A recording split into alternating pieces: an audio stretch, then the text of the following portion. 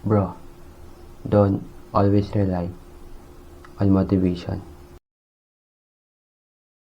Instead, build a system na kahit hindi ka motivated, gawin yung isang bagay o tinatamad ka gumalaw and tapusin yung ginawa mong plan na routine.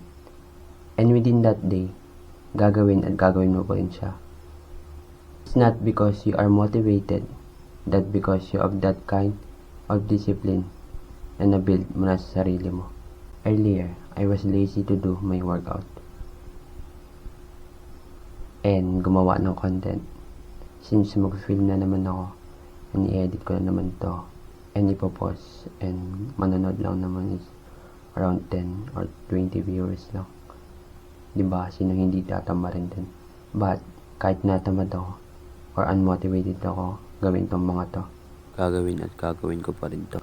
Kasi within those past few days na consistent kong ginagawa tong routine na to, build ko na yung system na kahit anong mangyari, gagawin ko to and mag-upload ako, mag-update to about sa journey na to at the end of the day. So yun lang, ending with day 27 of Macmod Challenge. See you guys, bye-bye.